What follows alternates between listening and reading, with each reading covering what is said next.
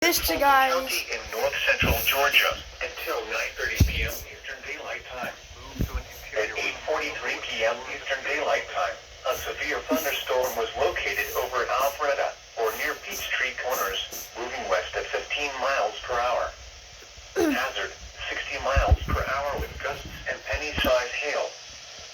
Source, radar indicated. Impact, expects damage to roofs, siding, and trees.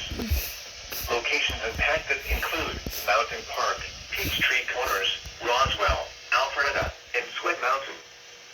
For your protection, move to an interior room on the lowest floor of a building.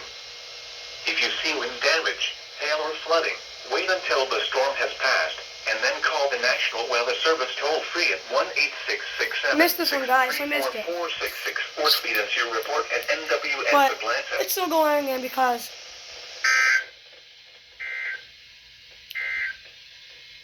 Due to the